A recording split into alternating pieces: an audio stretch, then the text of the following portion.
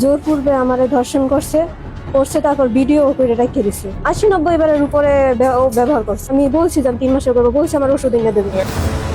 একটি সুখের সংসার, স্বামী, পরিবার আর স্বপ্নে ভরা একটি জীবন, কিন্তু হঠাৎ করেই সেই জীবনে নেমে আসে ভয়াবহ অন্ধকার। বিশ্বাসের মানুষ, আপনজন, সেই আপন মামাতো ভাইয়ের হাতেই ঘটে যায় এক লোমহর্ষক ঘটনা। ভিডিও ধারণ করে দিনের পর দিন ব্ল্যাকমেল, জোরপূর্বক সম্পর্ক, আর শেষ পর্যন্ত ৩ মাসের অন্তঃসত্ত্বা হয়ে পড়েন এই তরুণী। এই মেয়েটা ৩ মাসের অন্তঃসত্ত্বা এবং এই যে লম্পট সাগর এনাকি এরে জোরপূর্বক ধর্ষণ করিয়া তারপরে ভিডিও করছে। ভিডিওর ভয় দেখিয়ে যে ফেসবুকে ছাইড়া দিবে, এই ভয় দেখিয়ে বারবার অনেক দিন যাবত ধর্ষণ করছে। ধর্ষণ করার পরে এনাকি ৩ মাসের অন্তঃসত্ত্বা। প্রায় ৫ বছর আগে পারিবারিকভাবে বিয়ে হয় এই তরুণীর। বিয়ের পর স্বামী এবং সংসার নিয়ে ভালোভাবেই দিন কাটছিল তার। কিছুদিন আগে বাবার বাড়িতে বেড়াতে আসেন তিনি।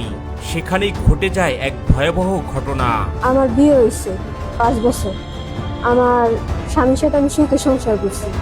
তারপর সাগর নামের একটা ছেলে, সম্পর্কে আমার মামাতো ভাই, সে আমাকে অনেক কুপ্রস্তাব দেয়, অনেক বারে বারে টাকায়। তারপর আমার স্বামী এটা বুঝতে পারে। তারপর সে আমার ছেড়ে ২ বছর যাবৎ চলে যায়।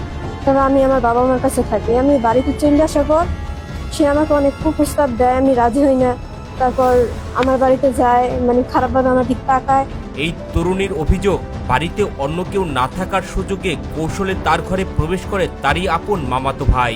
এরপর জোরপূর্বক এই তরুণীর উপর চালানো হয় পাশবিক নির্যাতন। শুধু তাই নয়, সেই সময় পুরো ঘটনাটি মোবাইল ফোনে ভিডিও ধারণ করে অভিযুক্ত মামাতো ভাই। ঘটনার পর থেকেই শুরু হয় এক ভয়ঙ্কর ব্ল্যাকমেল। ভিডিওটি সামাজিক যোগাযোগ মাধ্যমে ছড়িয়ে দেওয়ার ভয় দেখিয়ে দিনের পর দিন এই তরুণীকে বাধ্য করা হয় তার সাথে শারীরিক সম্পর্কে জড়াতে। তারপর হঠাৎ একদিন আমার বাবা মা আমার বাসায় ছিল না, তখন ও আমার কাছে যাইয়া জোরপূর্বে আমারে ধর্ষণ করছে তারপর ভিডিও করে রেখে দিছে।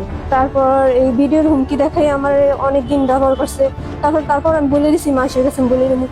তারপর আমার বিয়ের আশা দিছে।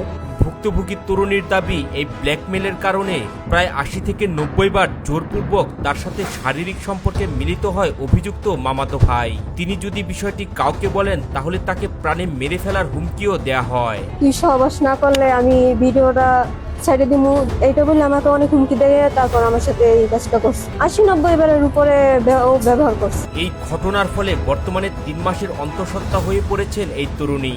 পরিবার ও সমাজের ভয়ে এতদিন বিষয়টি চেপে রাখলেও শেষ পর্যন্ত আর সহ্য করতে না পেরে তিনি ন্যায় বিচারের দাবি তুলেছেন।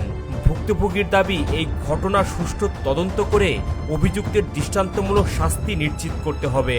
আমি বলছি যে আমি ৩ মাসের করবো, বলছি আমার ওষুধ এনে দেবে। আমি আইনের কাছে আইছি এটা বিচারের জন্য। আমার তো মরা ছাড়া কোনো উপায় নেই।